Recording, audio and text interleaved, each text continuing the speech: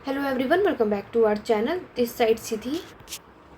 तो जैसे कि आप सभी जानते हैं कि सीटेट पेपर 2 सोशल साइंस की हमारी ये सीरीज़ चल रही है और मैं आप सभी के साथ क्लास हिस्ट्री की जो हिस्ट्री है इसको हमने स्टार्ट किया था। अभी तक हमने यूनिट 7 तक अपने सारे चैप्टर्स को कंप्लीट कर लिया। आज हम कंटिन्यू करेंगे यूनिट 8 को। हमारे चैप्टर का नाम है अशोक, यानी अब हम आज की क्लास से एम्पायर साम्राज्य के बारे में पढ़ने वाले हैं, जिसमें से आप सभी को पता है कि हमारा जो सबसे इम्पॉर्टेंट आपकी मौर्यन डायनेस्टी होती है हमारे एंशियन हिस्ट्री में और अच्छी खासी सेंट्रलाइज है। तो इससे रिलेटेड बहुत इंपॉर्टेंट क्वेश्चन आपको देखने को मिलेगा, तो इस वीडियो को एंड तक ज़रूर देखना। कोई डाउट या क्वेरी आप कमेंट के थ्रू पूछ सकते हैं। आइए चलिए स्टार्ट करते हैं अपने इस चैप्टर को। देखो, अगर हम यहाँ पर बात करें कि जैसे कि आप सभी जानते हो कि मौर्यन डायनेस्टी एक बड़ा साम्राज्य है और यहाँ पर आप देख सकते हो कि ये जो इमेज हम देख रहे हैं लायन की, तो यहाँ पर देवर कार्व्ड इन स्टोन। किससे है? देवर कार्व्ड इन स्टोन, और ये place on the type of massive stone pillar, जो कि सारनाथ में। कहाँ पर है? सारनाथ में। हमारे एग्जाम में ये पूछा जाता है, तो याद रखना। इसमें से सबसे इम्पॉर्टेंट जो आपके ग्रेटेस्ट रूलर है वो अशोक है, जो कि आपको पता है मौर्यन डायनेस्टी के 3rd नंबर के रूलर है। ठीक है, जिन्होंने आपके इंस्क्रिप्शन यानी अभिलेख या शिलालेख को इंस्क्राइब किया था, लाइक आपके पिलर्स पे, साथ ही साथ में रॉक सरफेस पर भी। और यहाँ पर जो हमारे इंस्क्रिप्शन में अगर हम बात करें तो ये सारे जो हमारे इंस्क्रिप्शन है इसको लिखा गया, और यहाँ पर अब बात करी जाएगी कि आखिरकार हम अपने किंगडम को एम्पायर क्यों कहते हैं। तो यहाँ पर एम्पायर के बारे में आपके बताया गया है कि हमारे इस मौर्यन डायनेस्टी या मौर्यन एम्पायर की शुरुआत किसने की थी? अशोक के जो ग्रैंडफादर थे, जिनका नाम था चंद्रगुप्त मौर्य। चंद्रगुप्त मौर्य ने आपकी मौर्यन डायनेस्टी को स्टैब्लिश किया था आज से 2300 साल पहले। और चंद्रगुप्त मौर्य ने यहाँ पर अकेले ही इस मौर्यन डायनेस्टी को स्टैब्लिश नहीं किया था, उन्होंने किसकी हेल्प ली थी? जिन्हें आप चाणक्य या कौटिल्य के नाम से जानते हो। इनके सपोर्ट से इन्होंने क्या किया था? आपके मौर्यन डायनेस्टी को इस्टेब्लिश किया था। और अगर आपको ये बात जो चीज़ें हम ये कर रहे हैं, तो ऑब्वियसली इससे रिलेटेड हमें कोई ना कोई प्रमाण यानी सोर्सेज देखने को मिलते हैं। तो कौटिल्य नहीं तो अर्थशास्त्र, जो चाणक्य जो है अपनी जो आइडियाज़ लिखते हैं वो अर्थशास्त्र में लिखते हैं। ठीक है, तो चाणक्य या कौटिल्य की जो बुक है अर्थशास्त्र, इसमें ये सारी चीज़ें आपको देखने को मिलती है। अर्थशास्त्र की अगर हम बात करें तो इसमें हमारे मौर्यन की इकोनॉमिक यानी यहाँ की अर्थव्यवस्था कैसी थी, यहाँ के एडमिनिस्ट्रेशन यानी यहाँ का प्रशासन कैसा था, ये सब कुछ चाणक्य यानी कौटिल्य ने हमें यहाँ पर बताई थी। नेक्स्ट में हम जो बॉक्स देख रहे हैं इसमें ये चीज़ यहाँ पर मेंशन की जा रही है कि आपकी जो ये डायनेस्टी का मीनिंग, तो ये बॉक्स भी बहुत इंपॉर्टेंट है, एग्जाम में ये सारी चीज़ें भी पूछी जाती है। तो यहाँ पर बताया जा रहा है डायनेस्टी का मतलब क्या होता है कि जब कोई भी मेंबर आपका सेम ही परिवार से होगा और वो राजा बनता है। तो यहाँ पर हमें जैसे कि पता है कि ये जो इनकी पोजीशन होती है वो क्या होती है? आपकी हायरार्की होती है, यानी कि नेक्स्ट जो अभी जो पोजीशन है अगर फादर के पास है फिर वो सन पर जाएगी, फिर वो और आगे पास होगी, फिर सन पे। इस तरीके से ये पोजीशन जो है बनी रहती है, तो उसी को हम डायनेस्टी कहते हैं। जैसे कि आपने देखा कि हमारे मौर्यन डायनेस्टी के जो रूलर है वो चंद्रगुप्त मौर्य है। उनके मरने के बाद जो नेक्स्ट रूलर बने उनके बेटे का नाम था बिंदुसार। बिंदुसार के बाद नेक्स्ट जो रूलर बने थे वो थे अशोक। तो अशोक जो है वो बिंदुसार के सन थे। ठीक है, यहाँ पर एक इंपॉर्टेंट चीज़ याद रखना कि चंद्रगुप्त मौर्य जो है कौन से रिलीजन, कौन से धर्म में बिलीव करते थे, किसको फॉलो करते थे? तो वो था जैनिज्म, जैन धर्म। बिंदुसार की बात करें तो ये आपके आजीविका। ठीक है, और अशोक जो है आपके बिफोर कलिंग वॉर, ये आपके जैनिज़्म को फॉलो करते थे, लेकिन कलिंग वॉर के बाद अगर आप देखोगे तो इन्होंने आपके बौद्ध धर्म को बढ़ावा दिया और बौद्ध धर्म को इन्होंने फॉलो किया। और आज इसका अच्छा खासा विस्तार भी किसने करवाया था? अशोक ने। कैसे? आपके स्तूप और मोनास्ट्रीज बनवा के। ये चीज़ें आपको याद रखनी है। आगे बात करेंगे नेक्स्ट पे। अगर हम देखोगे तो यहाँ पर हमारे अशोक ने जो हमारे इंस्क्रिप्शन जो शिलालेख फाउंड किए थे इसमें मार्क्ड है रेड डॉट। इम्पॉर्टेंट है, आप देखोगे कि हमें जो अशोक के इंस्क्रिप्शन देखने को मिलते हैं उसमें रेड डॉट्स आपको देखने को मिलेगा, इंक्लूडिंग उसमें आपको एम्पायर के नेम भी, उसमें जो कंट्री है ना, कौन से देश थे, वो सब कुछ हमें अशोक के इंस्क्रिप्शन में देखने को मिलता है। आज अगर हम बात करते हैं तो यहाँ पर बहुत सारी सिटीज़ आपको इस एम्पायर में देखने को मिलेगी, जैसे कि जो इसकी पहली कैपिटल है पाटलिपुत्र, तक्षशिला, उज्जैन। तक्षशिला की बात यहाँ पर बताई गई है कि ये क्या है, a gateway to the north west. याद रखना एग्जाम में नॉर्थ ईस्ट, नॉर्थ साउथ कुछ भी कर देते हैं, लेकिन क्या होगा, तक्षशिला क्या है, gateway to the north west. इसमें आपका सेंट्रल एशिया भी इंक्लूड होता है। यहीं अगर आप उज्जैन की बात देखोगे तो ले ऑन द रूट, ये कहाँ से जाएगा, from north to south India, ठीक है, जिसमें हमारे मर्चेंट, आपके ऑफिशियल, क्राफ्ट पर्सन, ये सारे लोग इसी शहर में रहा करते थे। दूसरे एरिया की बात करें जो हमारा विलेज की पार्ट है, ये तो हमने सिटी यानी शहर की बात की थी, अब गांव की बात की जा रही है, जहाँ पर आपको फार्मर्स और हर्डर्स देखने को मिलते हैं। ये कौन से एरिया में, लाइक आपके सेंट्रल इंडिया में, ठीक है, जहाँ पर आपको फॉरेस्ट देखने को मिलता है, जहाँ के यहाँ के लोग जो है हंटिंग गैदरिंग का काम करते थे। ये सारी चीज़ें इन्होंने यहाँ पर बताई हुई है। फिर इसमें बताया गया कि हमारे यहाँ पर इस टाइम पर जो लोग रहा करते थे वो आपकी जो एम्पायर के डिफरेंट डिफरेंट पार्ट में अलग अलग यानी डिफरेंट डिफरेंट लैंग्वेज बोला करते थे। उससे पहले हम इस मैप को देख लेते हैं। ये पूरा मौर्यन एम्पायर का मैप आपको शो कर रहे हैं, जहाँ पर हमें इंस्क्रिप्शन यानी अभिलेख या शिलालेख फाउंड हुए हैं, ठीक है। ये आपका उज्जैन आप देख रहे हो, ये गिरनार आप देखोगे, सोपारा आपने देखा, आपका मस्की हुआ, ब्रह्मगिरी हुआ, है ना, आपका सांची हुआ, लुम्बिनी जहाँ पे गौतम बुद्ध का जन्म हुआ था, सांची जहाँ पर स्तूप बनाया था, तोपरा आप देखोगे, सब अशोक से रिलेटेड हमें ये चीज़ें देखने को मिलती है। कांधार आप इस साइड देख रहे हो, ठीक है, ये सब कुछ याद रखना। ये जो कलिंग यहाँ पर आप देख रहे हो ना, इसी कलिंग को जीतने के लिए कलिंग वॉर जो हुआ था, मैंने आपको अभी बताया, जो अशोक ने लड़ा था, ये सारी बातें आपको याद रखनी है। तो यहाँ पर जितने भी रेड डॉट हैं वो बताया गया है कि इंस्क्रिप्शन आपको कहाँ कहाँ पर फाउंड हुए हैं, तो ये याद होना चाहिए। और ये जो ब्लैक डॉट दिख रहे हैं, ये सारे के सारे इंपॉर्टेंट सिटीज़ हैं। लाइक मैंने अभी आपको उज्जैन, तक्षशिला, जो ब्लैक डॉट, पाटलिपुत्र जो अभी मैंने ऊपर भी आपको पढ़ाया है, ये क्या थे, इम्पॉर्टेंट शहर थे, और ये मौर्यन डायनेस्टी की कैपिटल यानी राजधानी है। क्लियर हुआ? चलिए, तो हमने देखा कि यहाँ के लोग जो हैं अलग अलग लैंग्वेजेस भी बोला करते थे, और different kind of food, different kind of cloth, overall सबका अपना अलग अलग कल्चर आपको देखने को मिलता है। नेक्स्ट यहाँ पर जो पैराग्राफ है इसमें पूछा गया है कि हमारा जो एम्पायर है वो आपके किंगडम से अलग कैसे है। तो देखो, emperor need more resources. Emperor में क्या बताया कि इन्हें ज़्यादा से ज़्यादा संसाधन यानी रिसोर्सेज की ज़रूरत होती है than king, because empire are larger than kingdom, ठीक है। यहाँ पर क्या बताया, हमारा जो एम्पायर होता है वो किंगडम से बड़ा होता है। ये याद रखना कि एग्ज़ाम में यहाँ पर लार्जर देन की जगह स्मॉलर लिख देंगे, तो स्टेटमेंट में इस तरीके से हम मिस्टेक कर देते हैं, तो मिस्टेक नहीं करनी। आपको क्या याद रखना है कि हमारा जो एम्पायर है वो आपका किंगडम से बड़ा होता है, ठीक है। And need to be protected by the big armies, तो एम्पायर को ज़रूरत होती है कि वो क्या करे कि बड़े बड़े हमें आर्मी होनी चाहिए जिससे वो उन्हें प्रोटेक्ट कर सके। So also they need a large number of official who collect taxes. तो हमें पता है जब बड़ा आपका इतना बड़ा साम्राज्य होगा तो ऑब्वियस है कि यहाँ पर टैक्स भी तो कलेक्ट करेंगे, तो टैक्स भी कलेक्ट करने के लिए ये लोग ऑफिसर्स को अपॉइंट किया करते थे, ठीक है। चलिए, नेक्स्ट हम बात करेंगे रूलिंग द एम्पायर की। एम्पायर में आपसे पूछा जा रहा है कि यहाँ पर कौन रूल करता था। तो अभी हमने एक चीज़ देखी कि एम्पायर जो है वो बहुत बड़ा होता है, ठीक है। तो अलग अलग पार्ट पर अलग अलग यहाँ तरीके से यहाँ पे रूल किया जाता था। जैसे कि मैंने आपको बताया पाटलिपुत्र जो कि मौर्यन डायनेस्टी की कैपिटल है, ये आपके was under the direct control of the emperor. तो इस टाइम पर जो राजा होंगे तो डायरेक्टली वो इसी के अंडर पे यहाँ पर रूल किया जाता था। यहाँ पर आपके ऑफिसर्स को अपॉइंट किया गया था जो कि आपके टैक्स कलेक्ट करते थे फार्मर से, हर्डर से, क्राफ्ट पर्सन से, इवनली ट्रेडर से भी, और जो लोग विलेजेस यानी गांव में रहते थे और आपके टाउन में रहते थे उस जगह से भी। तो ऑफिसर्स का काम क्या था कि वो लोग पनिश भी कर सकते थे अगर कोई भी ऐसा मेंबर है जो कि इनके रूल्स रेगुलेशन, इनके लॉ को अगर कोई इनकी आज्ञा नहीं मानेगा तो इनको पनिशमेंट भी करते थे, ठीक है। और ये सारी चीज़ें आपको याद रखनी है। उसके बाद आपको यहाँ पर जासूस भी, स्पाइस भी देखने को मिलते हैं, ताकि इनका काम होता है, क्योंकि जासूस का काम क्या होता है ये सब बात आप सभी बहुत अच्छे तरीके से समझ सकते हो। इसी तरीके से हम देखते हैं कि आपके प्रोविंस, प्रांतीय लेवल की जो कैपिटल है, लाइक आपकी तक्षशिला और उज्जैन, यहाँ पर भी हम देखते हैं कि इनका जो पूरा कंट्रोल है आपके पाटलिपुत्र से हमें देखने को मिलता है। फिर नेक्स्ट जो बात की जा रही है वो है आपका रॉयल प्रिंस जो होते हैं were after sent as governor, local custom and rule were probably followed.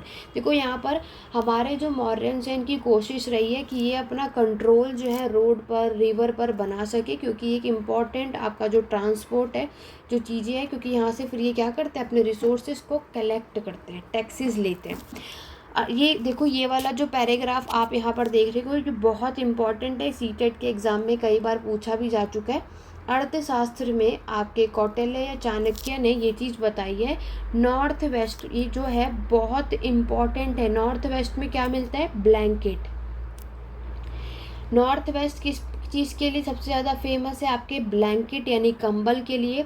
South India की बात करें तो ये आपके गोल्ड एंड प्रीसियस स्टोन के लिए। मैच दी फॉलोइंग के थ्रू ये चीज़ें पूछी जाती हैं, स्टेटमेंट वाइज भी, कभी कभी ये अपोजिट करके भी पूछ लेते हैं। तो ये सारी चीज़ें याद रखना, जो भी चीज़ें मैं इंपॉर्टेंट बता रही हूँ कि बहुत ज़्यादा इंपॉर्टेंट है, उसे आपको अपने जहाँ भी आप नोट कर रहे हो या नोट्स बना रहे हो उसको ज़रूर याद रखना। अर्थशास्त्र में क्या बताया, नॉर्थ वेस्ट में इंपॉर्टेंट है ब्लैंकेट, नॉर्थ साउथ इंडिया में आपका गोल्ड और प्रीसियस स्टोन। ठीक है, ये चीज़ें हमें याद रखनी है। आगे बढ़ेंगे, नेक्स्ट आपको ट्रिब्यूट का मीनिंग यहाँ पर देखने को मिलेगा। टैक्सेस की बात यहाँ पर की जा रही है, तो मैंने आपको बताया कि tribute was collected as and when it was possible from people who gave a variety of thing more or less willingly. तो वो जितना भी वो दे सकते हैं उसके अकॉर्डिंगली यहाँ पर बात की जाती है। तो यहाँ पर अभी आपने देखा कि जो लोग हैं वो कुछ जगहों पर, देखो यहाँ पर ऐसा क्या कि आपको एलिफेंट, टिम्बर, हनी, वैक्स, तो ये सब क्या करते हैं यहाँ पर बताया गया है। There were also the forest region, तो यहाँ पर कुछ जंगल वाला एरिया भी आपको देखने को मिलता है, यहाँ पर लोग जो है इन जगहों पर रहते हैं। कुछ यहाँ पर मोर और लेस इंडिपेंडेंट हमें देखने को मिलता है। तो ये मोर एक्सपेक्टेड टू क्या प्रोवाइड करते हैं आपके एलिफेंट, टिम्बर, हनी, वैक्स, किसको, आपके मॉरियंस के ऑफिशियल्स को। नेक्स्ट जो हमारा बॉक्स है इसमें बहुत ही इंपॉर्टेंट बॉक्स है, इसको भी हम कवर करेंगे, लेकिन उससे पहले हम आगे भी कुछ और चीज़ें देख लेते हैं। यहाँ पर आपके अशोक के बारे में बताया जा रहा है, लेकिन चलिए पहले बॉक्स को कवर कर लेते हैं सीक्वेंस में, ताकि आपको किसी भी तरीके की कोई प्रॉब्लम ना आए। देखो यहाँ पर क्या बताया जा रहा है, यहाँ बताया जा रहा है कि मजिस्थिनीज, अभी मैंने आपको बताया मौर्यन डायनेस्टी में एक तो कौटिल्य का नाम आपको याद रखना है, दूसरा मजिस्थिनीज कौन थे, ये ग्रीक अम्बेसडर थे who was sent to the court of Chandragupta by Greek ruler of West Asia named Seleucus Nicator। Very important box, यहाँ से भी आपके सीटेट में कई बार एग्जाम में आ चुका, और ये बहुत बेसिक सी चीज़ें थी जो आपको ऑलरेडी पता होगा कि आपके मजिस्थिनी जो कि ग्रीक एम्बेसडर थे आपके चंद्रगुप्त मौर्य के टाइम पर, और यहाँ पर इन्हें भेजने वाले पर्सन कौन थे, सेल्यूकस निकेटर। ठीक है, अगर हम मजिस्थिनीज की बात करें तो आपको पता है कि इन्होंने एक बुक लिखी थी, इनकी बुक का नाम था इंडिका। तो यहाँ पर इन्होंने हर एक चीज़ बताई हमारे मौर्यन के समय की, कि इकोनॉमी, एडमिनिस्ट्रेशन जो है ये सब कुछ इन्होंने अपनी बुक में मेंशन किया था इंडिका में। ठीक है, तो ये चीज़ें आप यहाँ पर देखोगे, और यहाँ पर इन्होंने जो इम्पोर्टेंट चीज़ थी आपके इसके अकॉर्डिंग याद रखना, पाटलिपुत्र जो आज मॉडर्न टाइम पर पटना है याद रखना। और यहाँ पर अगर मैं मजिस्थिनीज की बात करूँ तो इन्होंने बताया कि ये बहुत ही लार्ज और ब्यूटीफुल सिटी है, इसके आसपास आप एक मॉसिव वॉल भी देखोगे, और कम से कम 570 टावर्स और 64 गेट थे। आपके जो घर होते थे उसमें 2 से 3 मंजिलें स्टोरी आपको देखने को मिलती है, जो कि आपकी लकड़ियों से और मड ब्रिक से बनी हुई होती थी। जो राजाओं के महल होते थे वो भी लकड़ियों के बने हुए होते थे, अच्छे खासे स्टोन कार्विंग से डेकोरेटेड थे। उसके आसपास आपको गार्डन भी देखने को मिलेगा, और जहाँ पर ये आपके बर्ड्स को भी रखते थे। ये सारी चीज़ें मजिस्थिनीज ने अपनी बुक इंडिका में मेंशन की है। क्लियर हो गया, चलिए आगे बढ़ते हैं। नेक्स्ट हम बात करेंगे अशोक, जो कि एक यूनिक यूलर है, और अभी हमने बात कर ही ली। यहाँ पर देखो मोस्ट फेमस रूलर जो है हमारे मौर्यन डायनेस्टी के, वो अशोक हैं। ये पहले ऐसे राजा हैं जिन्होंने कोशिश की है लोगों तक अपने मैसेज पहुंचाने की, वो भी इंस्क्रिप्शन, अभिलेख के थ्रू। तो अशोक के इंस्क्रिप्शन जो लिखे गए वो प्राकृत भाषा में लिखे गए, इवनली आपके ब्राह्मी स्क्रिप्ट में। ठीक है, प्राकृत भाषा। और कौन सी स्क्रिप्ट थी? ब्राह्मी स्क्रिप्ट। यहाँ पे खरोष्टी स्क्रिप्ट भी लिख सकते हैं, प्राकृत की जगह संस्कृत पाली लैंग्वेज लिख सकते हैं, लेकिन आपको याद रखना है कि ये जो इंस्क्रिप्शन है प्राकृत भाषा में लिखा गया था और आपके ब्राह्मी स्क्रिप्ट में। ऐसा नहीं है कि इंस्क्रिप्शन जो है वो आपका सिर्फ एक ही लैंग्वेज में लिखा गया है, और भी बहुत सारे लैंग्वेजेस में हमें इंस्क्रिप्शन देखने को मिलते हैं, बट स्टार्टिंग में जो आपको देखने को मिलता है वो प्राकृत लैंग्वेज में और ब्राह्मी स्क्रिप्ट में।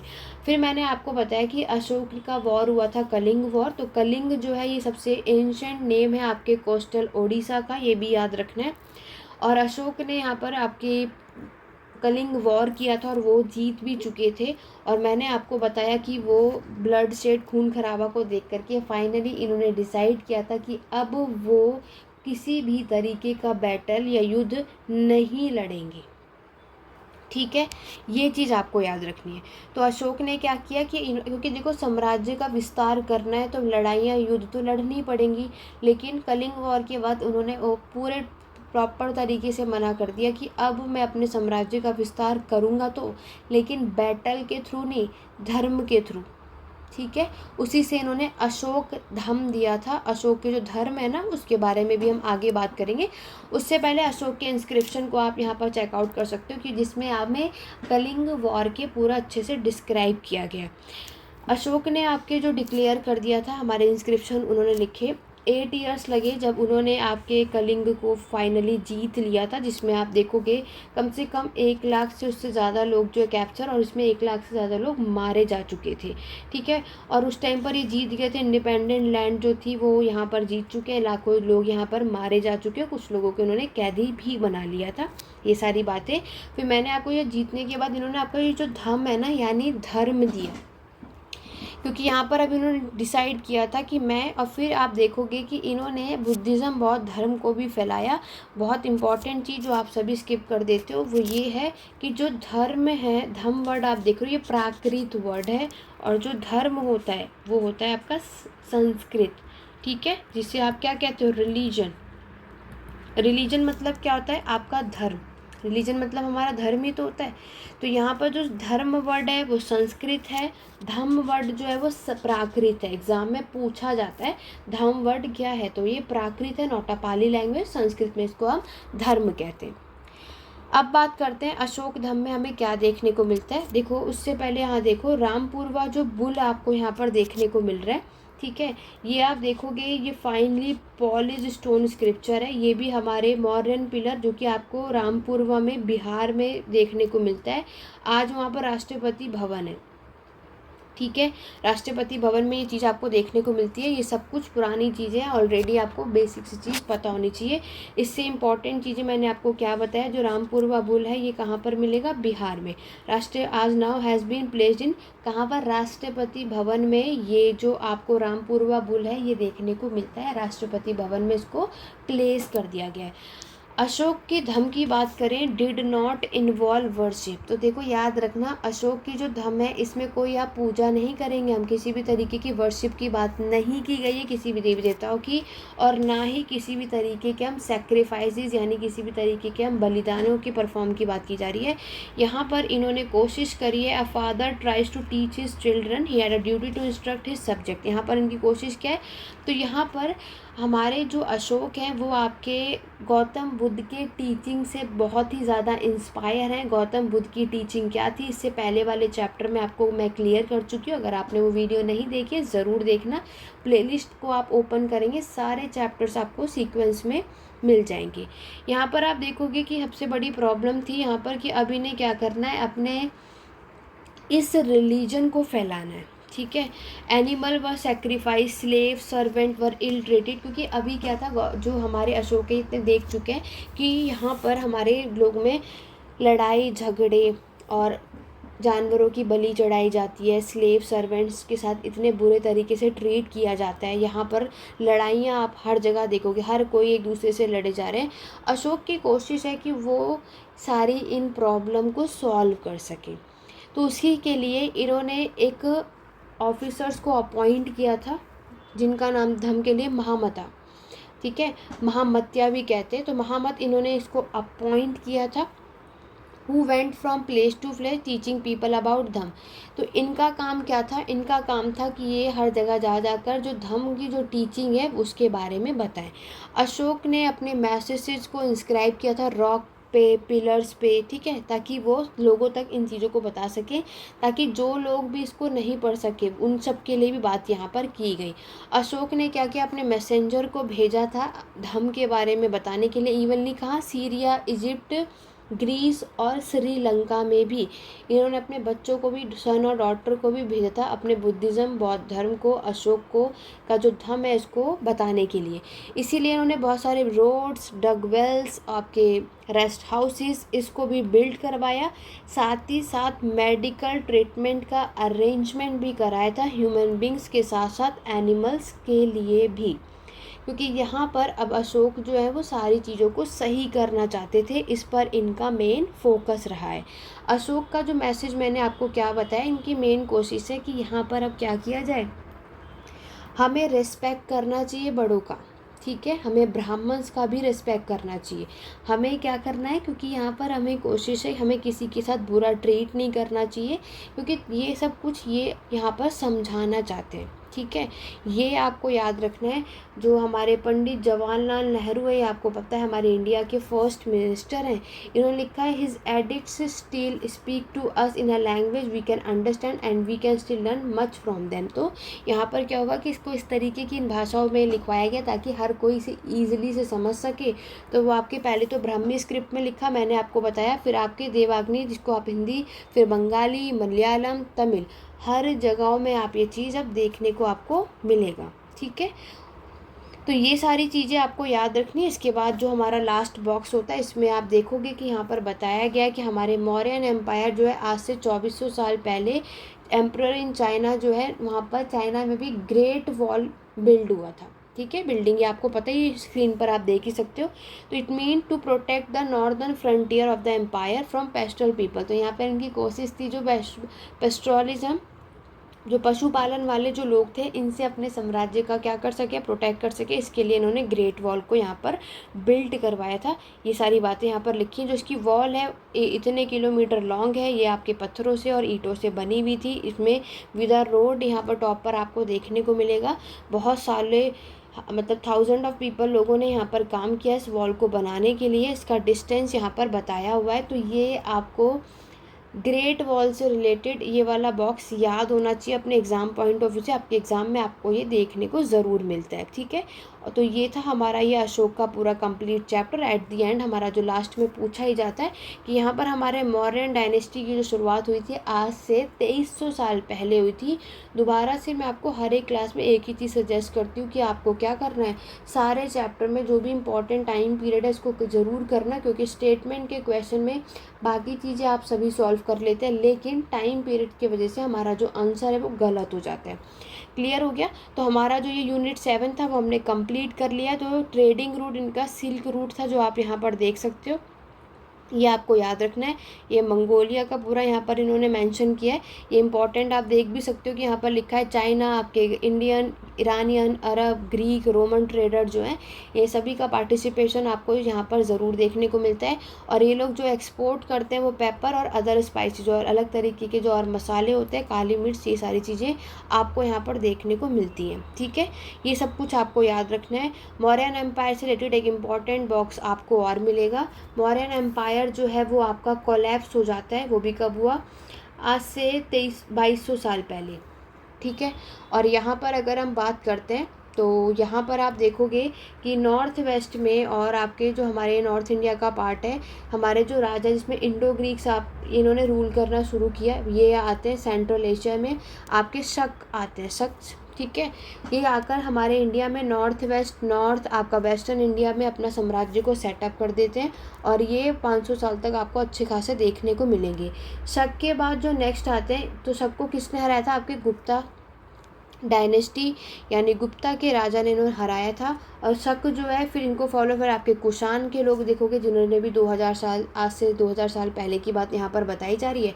ये इंडो ग्रीक का कॉइन आप देख रहे हो, फिर कुषाण कॉइन इस तरीके का नज़र आता है। नॉर्थ में हम देखते हैं, हम जो कि हमारे सेंट्रल इंडिया का पार्ट में आप देखोगे मौर्यन डायनेस्टी, जो नेम है पुष्यमित्र सुंग। देखो मौर्यन डायनेस्टी को डिक्लाइन करने वाले हमारे मौर्यन डायनेस्टी के जो लास्ट रूलर थे वो थे आपके बृहदत्त। ठीक है, कौन थे? बृहदत्त। बृहदत्त मौर्यन डायनेस्टी के लास्ट रूलर थे और बृहदत्त के गवर्नर थे पुष्यमित्र सुंग। तो पुष्यमित्र सुंग ने ही अपने राजा को मरवा कर अपनी नेक्स्ट डायनेस्टी यानी कि सुंग डायनेस्टी को स्टैब्लिश किया था। याद रखना, मौर्यन डायनेस्टी को डिक्लाइन करके नेक्स्ट डायनेस्टी क्या शुरू हुई? सुंग डायनेस्टी। वही चीज़ यहाँ बताई जा रही है। सुंग डायनेस्टी के बाद आपकी कन्व डायनेस्टी स्टैब्लिश होती है, क्योंकि ऑब्वियस है एक के बाद दूसरी, फिर दूसरी के बाद तीसरी डायनेस्टी स्टैब्लिश होगी। तो सुंग डायनेस्टी के बाद आप क्या देखते हो? कन्व डायनेस्टी हमारी स्टैब्लिश होती है और उसके बाद आपके गुप्ता साम्राज्य स्टैब्लिश होगा आज से 1700 साल पहले। तो शक डायनेस्टी जब आपको यहाँ पर मिलेगी तो ये हमारे पश्चिम भारत में, वेस्टर्न इंडिया में इन्होंने रूल किया था और बहुत सारे बैटल्स भी हुए थे। किसके साथ? सातवाहन के साथ। और इन्होंने सातवाहन आपको पता ही है हमारे वेस्टर्न और आपके सेंट्रल इंडिया का पार्ट में आकर इन्होंने रूल किया था। सातवाहन की बात करें तो ये इस्टेब्लिश हुआ था आज से 2100 साल पहले और अच्छा खासा 400 साल तक इन्होंने रूल किया। फिर अराउंड 1700 साल पहले आप देखोगे एक नई रूलिंग फैमिली आई जिसको आप वकाटक के नाम से जानते हो और ये पावरफुल था आपका सेंट्रल और वेस्टर्न इंडिया। देखो ओवरऑल मैं आप सभी को बता दूँ बहुत इंपॉर्टेंट बॉक्स है, यहाँ से क्वेश्चन ना आए ऐसा हो ही नहीं सकता। तो आप सभी को यही सजेस्ट करूँगी इस बॉक्स को अच्छे से याद करके आप सभी जाइए। यहाँ पे टाइम पीरियड सबका मेंशन कर लेना, सातवाहन का 2100 साल पहले, गुप्ता का 1700 साल पहले, ठीक है। और यहाँ पर वकाटक का आपका ये सारे टाइम पीरियड याद होने चाहिए। फिर इन्होंने सीक्वेंस में सब कुछ बताया है। साउथ इंडिया में उस टाइम पर आपकी चोल, चेर, पांड्या डायनेस्टी रूल कर रही थी बिटवीन 2200 से 1800 ईयर्स अगो, यानी 1800 साल पहले की बात है। फिर आज से 1500 साल पहले आपको दो बड़े बड़े साम्राज्य देखने को मिलेंगे, जिसमें आपके पल्लव डायनेस्टी और चालुक्य डायनेस्टी आपको देखने को मिलती है, ठीक है। तो ये सारी चीज़ें हमें आपके कुछ कॉइन्स, इंस्क्रिप्शन और साथ में कुछ बुक्स के थ्रू हमें ये चीज़ें पता चलती हैं कि कौन सी डायनेस्टी के बाद कौन सा साम्राज्य आपको देखने को मिलता है। ये शक का कॉइन है और ये सातवाहन का कॉइन है। तो ये सारी चीज़ें आपको याद रखनी है। तो उस टाइम पर ऑर्डिनरी मैन हो या वुमेन हो, इनका इम्पॉर्टेंट रोल आपको देखने को मिलता है, जो कि क्योंकि सभी को पता है कि यहाँ पर जो इनका मेजर वर्क है वो आपका एग्रीकल्चर है। धीरे धीरे हमारा जो नया नया टाउन है उसका ग्रोथ हुआ, क्राफ्ट प्रोडक्शन, आपका ट्रेड, सबका अच्छा खासा आपको ग्रोथ देखने को मिलता है। और धीरे धीरे इन ट्रेडर्स ने अपना जो एक्सप्लोर है लैंड रूट के थ्रू आपके पूरे सब कॉन्टिनेंट, उसके बाहर भी गए। सी रूट जो था वेस्टर्न एशिया, आपका east Africa, south east Asia, हर जगह इनके लिए खुला था। फिर धीरे धीरे नए नए बिल्डिंग्स यहाँ पर बिल्ड की गई। लाइक इन्होंने आपके जो टेम्पल, स्तूप, ये सब बिल्ड करवाए। किताबें भी उस टाइम पर लिखी गई थी। साइंटिफिक डिस्कवरीज भी बहुत कुछ चीज़ें हुई हमारे इस समय पर, वो सब कुछ आपको इस बॉक्स में मेंशन किया गया है, ठीक है। तो ये बॉक्स बहुत इम्पॉर्टेंट है। मैं सभी स्टूडेंट से यही बात कहूँगी, इस बॉक्स को प्रॉपर तरीके से याद करके जाओ। अदरवाइज़ ये चैप्टर ही मौर्यन डायनेस्टी आपको अच्छे से लर्न करना है, क्योंकि यहाँ से क्वेश्चन ना आए ऐसा हो ही नहीं सकता। तो पूरी कोशिश करो कि आप इस यूनिट 8 को बहुत अच्छे से नोट्स बना के याद कर लो। कोई भी डाउट या क्वेरी हो कमेंट के थ्रू पूछ सकते हो। तो आज का हमारा यूनिट 8 जो है वो प्रॉपर हमने कंप्लीट कर लिया है। नेक्स्ट क्लास में हम यूनिट 9 की बात करेंगे, जिसमें whittle villages and thriving towns के बारे में बात होगी। क्योंकि यहाँ पर अब हमारे पास कुछ ही चैप्टर्स हैं, सिर्फ यूनिट 12 तक हमें कवर करना है। यूनिट 8 तक कवर कर लिया। सारी वीडियोस को ज़रूर करो। एक बार आपने ये NCERT सीरीज़ अच्छे से फॉलो कर ली और जो भी चीज़ें मैंने इंपॉर्टेंट फैक्ट्स आपको बताए वो सब कुछ नोट कर लो। एग्ज़ाम के रिवाइज़ के टाइम पर आपको ये सारी चीज़ें काम आएंगी, ठीक है। तो आज की क्लास कैसी लगी कमेंट करके ज़रूर बताइएगा। मिलते हैं अपने नेक्स्ट वीडियो में। Thank you for watching.